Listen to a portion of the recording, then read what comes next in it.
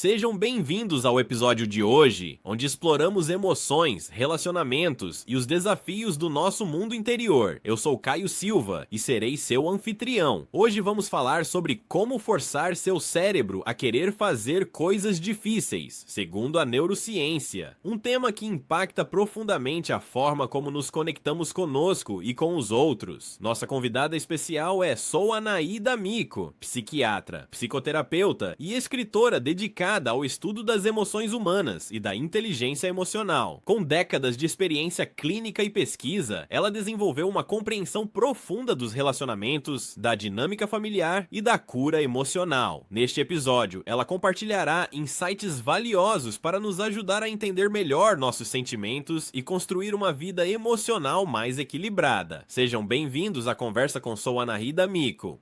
Sou Anaída Miko, psiquiatra, psicoterapeuta e escritora, e há décadas estudo as emoções humanas, a inteligência emocional e os segredos da mente. Hoje quero compartilhar com você o que aprendi em minha prática clínica, em minhas pesquisas e na convivência com milhares de pacientes e leitores. Há algo que preciso que você entenda desde o início. Não é que lhe falte disciplina. Não é que você seja fraco. Não é que não tenha força de vontade. O problema é que ninguém jamais lhe ensinou como o seu cérebro realmente funciona quando enfrenta algo difícil. E hoje vamos mudar isso. Ao longo de décadas de consultório, tenho visto o mesmo padrão repetir-se vezes e mais vezes. Pessoas brilhantes, capazes, com sonhos claros, completamente paralisadas. Não por falta de desejo, mas porque o cérebro delas aprendeu a associar o esforço ao sofrimento. A neurociência nos mostrou algo fascinante na última década, algo que muda tudo. Existe uma maneira de reprogramar o seu cérebro, de fazer o difícil se tornar irresistível, de transformar a resistência em impulso. Não estou falando de truques motivacionais que duram 2 dias. Estou falando de mudanças neurológicas reais, mensuráveis, permanentes. O seu cérebro não foi projetado para deixá-lo feliz, foi projetado para mantê-lo vivo. Há uma diferença abissal entre essas duas coisas. Há milhares de anos, quando nossos ancestrais caminhavam pelas savanas africanas, cada movimento desnecessário podia significar a diferença entre sobreviver ou morrer de fome. O cérebro aprendeu uma lição fundamental: conserve energia, evite o esforço, busque sempre o caminho mais fácil. Essa programação está gravada nas camadas mais profundas do seu sistema nervoso. O problema é que vivemos em um mundo completamente diferente, mas ainda carregamos esse software antigo. O cérebro primitivo não distingue entre a ameaça real de um predador e o medo de fracassar em um projeto importante. Para o sistema límbico, tudo é perigo. Tudo é razão para ficar parado. Tenho pacientes que me dizem que sabem exatamente o que precisam fazer para mudar as próprias vidas. Têm clareza total, mas algo os paralisa. Uma força invisível, mais poderosa do que a vontade consciente. Essa força tem nome: amígdala cerebral. É uma pequena estrutura no centro do cérebro cujo único trabalho é detectar ameaças e ativar a resposta ao estresse. O problema é que ela é tremendamente imprecisa. Não consegue distinguir entre um leão faminto e um e-mail importante que você precisa enviar. Quando você se depara com algo difícil, a amígdala dispara, libera cortisol, o corpo entra em modo de sobrevivência e, nesse estado, o cérebro desvia recursos do córtex pré-frontal, a parte racional e planejadora, para os sistemas de reação imediata. Você se torna literalmente menos capaz de pensar com clareza, de planejar, de tomar decisões racionais. Por isso, quando você mais precisa se concentrar, o cérebro lhe oferece 1000 distrações. Por isso, quando tem algo importante para fazer, limpar o armário parece urgente, mas há algo ainda mais sombrio acontecendo. Cada vez que você evita aquela tarefa difícil, cada vez que cede à procrastinação, o cérebro recebe uma recompensa, um pequeno alívio da ansiedade, uma dose de dopamina. E assim se forma um circuito neuronal, uma autoestrada que conecta evitação ao prazer. Com o tempo, esse caminho fica mais forte e mais automático, até que a evitação se torna a resposta padrão. Lembro de um paciente, vou chamá-lo de Carlos, um homem de 32 anos que chegou ao consultório completamente derrotado. Havia aceitado que era preguiçoso por natureza, mas quando exploramos, descobrimos algo fascinante. Carlos passava horas jogando videogames complexos, persistia diante de desafios que exigiam enorme concentração. O problema não era a capacidade. O problema era que o cérebro dele havia categorizado o trabalho como ameaça e os videogames como segurança. E aqui é onde a coisa fica interessante. Se o seu cérebro aprendeu a fugir do esforço, também pode aprender a buscá-lo. A dopamina não é a molécula do prazer.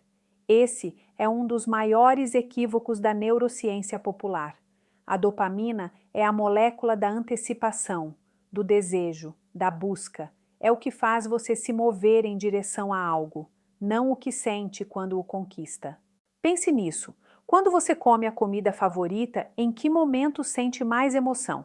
Não é enquanto come, é quando a vê, quando sente o aroma, quando antecipa aquela primeira mordida. O cérebro está inundado de dopamina.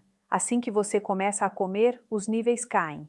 É a busca, não a recompensa, que acende o seu cérebro.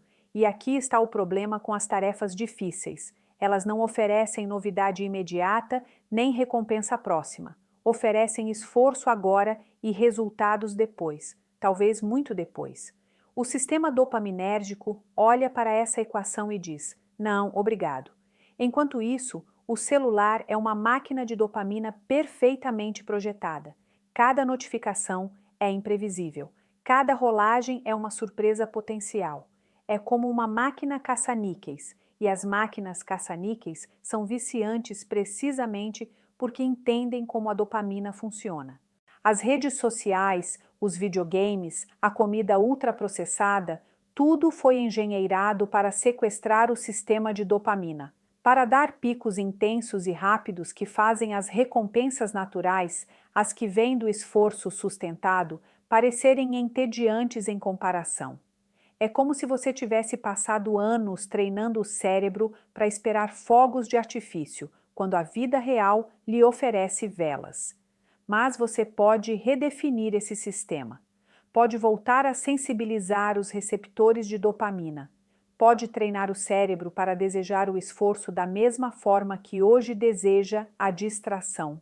Em minha prática clínica, trabalhei com profissionais que não conseguiam se concentrar nem 15 minutos sem checar o celular, e em questão de semanas, com as estratégias certas, transformaram completamente a relação deles com o esforço. Há outro sistema no seu cérebro que pode estar completamente destruído sem que você saiba. Os sintomas estão lá: procrastinação crônica, falta de iniciativa, sensação de estar preso enquanto a vida passa. O cortisol é o hormônio do estresse. Em doses agudas, é incrivelmente útil, mas quando o estresse se torna crônico, algo terrível começa a acontecer. O cortisol crônico inflama o cérebro, literal e mensuralmente. Essa inflamação afeta especialmente o hipocampo, responsável pela memória e pelo aprendizado, e o córtex pré-frontal, o centro de tomada de decisões. Exatamente as áreas que você precisa para fazer coisas difíceis. Pacientes chegam ao meu consultório dizendo que sentem que o cérebro não funciona como antes, névoa constante, incapacidade de concentração, clareza mental perdida. Quando exploramos os níveis de estresse, encontramos a resposta. E aqui está a perversidade do ciclo. O estresse crônico torna você menos capaz de fazer as coisas que reduziriam o estresse. Faz você procrastinar mais, o que gera mais estresse. Faz dormir pior, o que eleva mais o cortisol. É uma espiral descendente que se autoalimenta. Quando o corpo está em modo de sobrevivência crônico, o cérebro desliga funções não essenciais, criatividade, pensamento de longo prazo, capacidade de planejamento, motivação intrínseca. Tudo aquilo que você precisa para construir uma vida melhor fica em segundo plano. Por isso, pessoas em estresse crônico frequentemente tomam decisões que pioram a situação. Não é estupidez, é biologia, É um cérebro operando em modo de emergência, sem capacidade de pensar no amanhã. Lembro de uma paciente, vou chamá-la de Ana, uma executiva brilhante que esquecia conversas inteiras, que olhava para a lista de tarefas e sentia que estava escrita em outro idioma. Os exames mostraram cortisol disparado, o corpo dela estava intoxicando o próprio cérebro. Ela não conseguia fazer coisas difíceis não porque não quisesse, mas porque neurologicamente não estava equipada para isso naquele estado. Não é possível forçar um cérebro inflamado e estressado a funcionar de forma ótima só com disciplina. É como tentar correr uma maratona com a perna quebrada e se culpar por não ter determinação suficiente. Primeiro, é preciso reduzir a inflamação, regular o sistema nervioso. Só então as técnicas de produtividade funcionarão de verdade. Mesmo regulando o cortisol e otimizando a dopamina, há um fator psicológico que pode sabotar tudo. Um mecanismo de defesa tão sutil que você provavelmente nem percebe que está usando e que está matando a sua capacidade de fazer coisas difíceis. É uma frase que ouço constantemente no consultório. Eu sou assim. 3 palavras que parecem inofensivas, mas que são uma prisão neurológica. O cérebro constrói a identidade com base em padrões de comportamento repetidos, e ele ama a coerência. Trabalhará incansavelmente para manter a imagem consistente com o que acredita que você é. Se você se disse durante anos que é preguiçoso, o cérebro interpretará qualquer esforço como uma ameaça à identidade. Se acredita que não é disciplinado, cada tentativa de estabelecer rotinas será inconscientemente sabotada. Não porque você seja fraco, mas porque o cérebro está tentando manter coerência. Isso se chama dissonância cognitiva, e o cérebro a odeia. Prefere estar certo sobre você, mesmo que isso o limite, do que enfrentar o desconforto de mudar o próprio modelo. Trabalhei com pessoas incrivelmente inteligentes que se auto-sabotavam sistematicamente por causa de narrativas construídas décadas atrás. Um estudante que se convenceu de que não era bom em matemática após um professor ruim. Uma mulher que decidiu ser tímida após uma experiência embaraçosa na adolescência. Um homem que aceitou não ter força de vontade após várias tentativas fracassadas. Essas etiquetas se tornam profecias autorrealizáveis, não porque sejam verdade, mas porque o cérebro as torna verdade por meio das ações. Tive um paciente, vou chamá-lo de Javier, convencido de que era desorganizado por natureza. Casa em caos constante, sempre atrasado, perdendo objetos. Era parte da identidade dele, mas ao explorarmos, descobrimos. No trabalho, como engenheiro, era meticulosamente organizado. Gerenciava projetos complexos sem perder detalhes. A realidade era que Javier não era desorganizado. Era uma pessoa que havia decidido ser desorganizada em contextos pessoais e inconscientemente mantinha esse caos para preservar a coerência da identidade. A sua identidade não é fixa, não é algo com que você nasceu. É uma construção mental que o cérebro atualiza constantemente com base em evidências, e a maioria das pessoas só presta atenção às evidências que confirmam o que já acredita. O primeiro passo para fazer o cérebro desejar coisas difíceis é parar de se identificar com as limitações. Pare de dizer, sou procrastinador, e comece a dizer, procrastinei no passado. Pare de dizer, não sou disciplinado, e comece a dizer, ainda não desenvolvi essa habilidade. Essa pequena mudança linguística tem um impacto neurológico enorme. Quando a identidade é fluida, o cérebro não precisa defender uma versão fixa de você. Pode estar aberto a novas evidências, pode permitir mudanças que antes bloquearia automaticamente. E construímos essas identidades limitantes por uma razão simples e dolorosa. Elas nos protegem. Se você decide que não consegue fazer coisas difíceis, nunca precisará enfrentar o medo do fracasso. É uma forma de autodefesa, que mantém você seguro, mas estagnado. E em algum lugar profundo você sabe disso. Por isso está aqui, ouvindo isso. Existe um fenômeno que observo em cada paciente que trabalha comigo. A inércia de ativação. A parte mais difícil de qualquer tarefa não é completá-la, é começá-la. Uma vez que você começa, o cérebro entra em estado de fluxo, onde continuar é mais fácil do que parar. Mas esse primeiro passo é como empurrar um carro atolado na lama.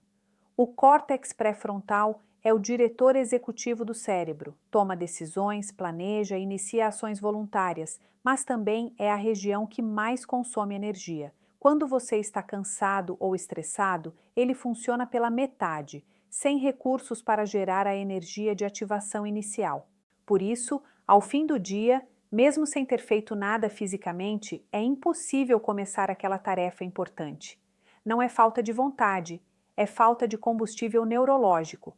Mas uma vez que você inicia, outros sistemas assumem o controle, sistemas que exigem menos energia e conseguem manter o ritmo com menos esforço consciente. Já atendi pacientes que passavam horas olhando para o computador sem conseguir começar, sentindo uma ansiedade paralisante. E depois, quando finalmente davam o primeiro passo, trabalhavam por horas sem problema. A questão nunca foi a capacidade de trabalhar, foi a capacidade de iniciar. Como reduzir essa energia de ativação? Como tornar o primeiro passo tão pequeno que o cérebro não consiga rejeitá-lo? A técnica que chamo de regra dos 2 minutos. Em vez de se comprometer com a tarefa completa, que o cérebro percebe como enorme e exaustiva, você se compromete apenas com 2 minutos. Só isso. O cérebro olha para essa proposta e não encontra razões para resistir. 2 minutos não são ameaçadores. 2 minutos estão bem e ele aceita. Mas aqui está a mágica. Uma vez que você começa, uma vez que supera a inércia inicial, o cérebro muda de modo. A resistência desaparece. O que era impossível de começar se torna difícil de parar. Frequentemente, esses 2 minutos se tornam 20, 40, 2 horas. Não sempre. Às vezes serão realmente 2 minutos, e está tudo bem. O objetivo não é enganar o cérebro para fazer mais, é criar o hábito de iniciar, de superar a resistência repetidamente, até que o padrão neurológico mude. Tive uma paciente, Laura, escritora, que há 5 anos não conseguia terminar o romance. A enormidade da tarefa a paralisava. O cérebro dela olhava para as 200 páginas que faltavam e dizia: não, isso é demais. Ensinei-lhe a regra dos 2 minutos. Só abra o documento, só leia o último parágrafo que escreveu, só escreva uma frase. 2 minutos. Só isso. Nos primeiros dias, ela escrevia por 2 minutos e parava. Mas após uma semana, algo mudou. Começava e ficava. Não porque se forçasse, mas porque uma vez iniciando, queria continuar. Em 3 meses, terminou o romance. Não porque de repente tivesse mais disciplina, mas porque mudou o foco, da tarefa completa para o simples ato de iniciar. O seu ambiente é mais poderoso do que a sua força de vontade. Essa é uma verdade que a maioria das pessoas ignora enquanto se culpa por não ter disciplina suficiente. O cérebro não opera no vácuo, está constantemente escaneando o ambiente em busca de sinais sobre como se comportar. Você vê o celular e ativa automaticamente o impulso de checá-lo. Entra na cozinha e começa a pensar em comida.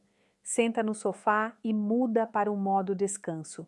Esses são padrões condicionados, associações construídas pela repetição que operam abaixo do nível da consciência.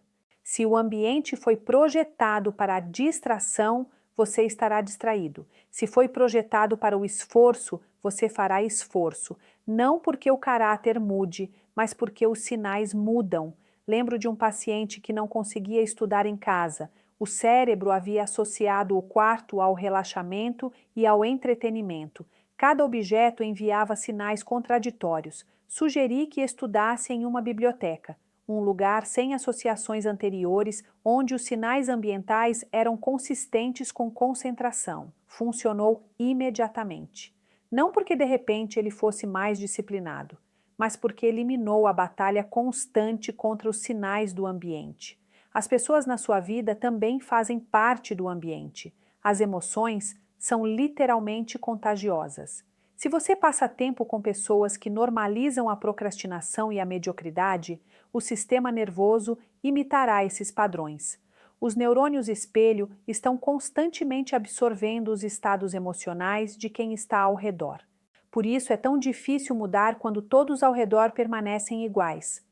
O ambiente social constantemente empurra de volta aos velhos padrões.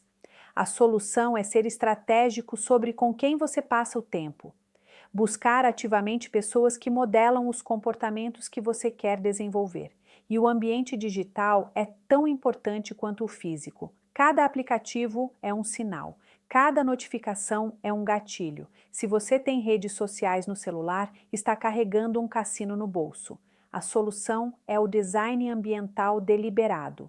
Tornar as coisas difíceis fáceis de começar e as coisas fáceis difíceis de continuar.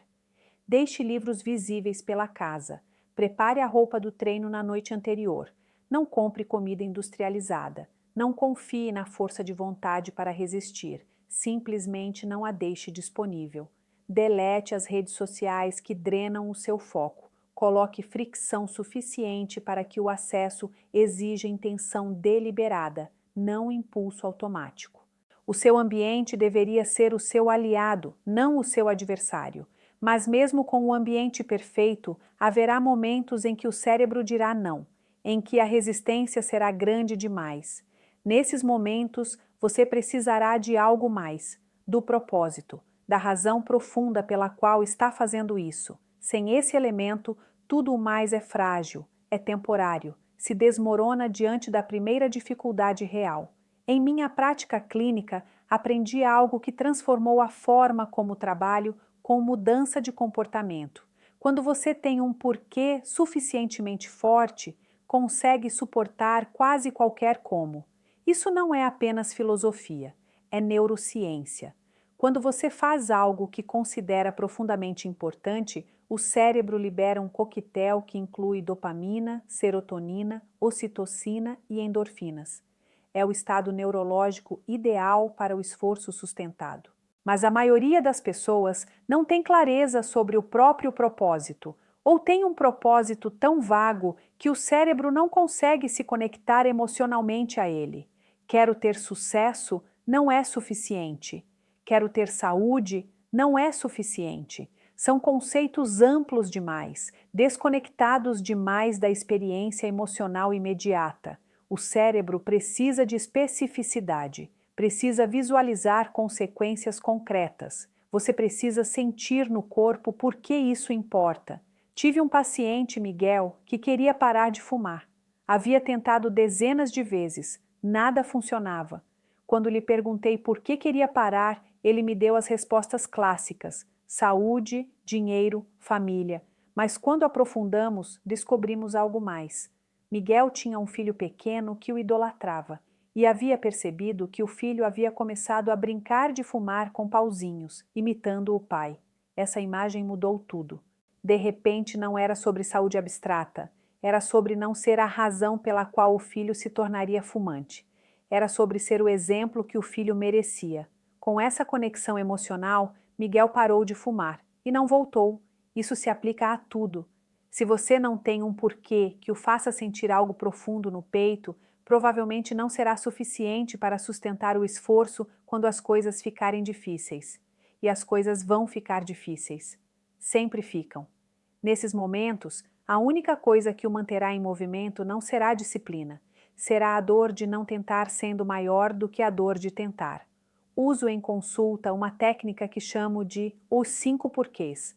Você começa com o objetivo superficial e pergunta por que o quer. Pega a resposta e pergunta por que de novo, e continua 5 níveis abaixo, até chegar a algo que ressoa emocionalmente.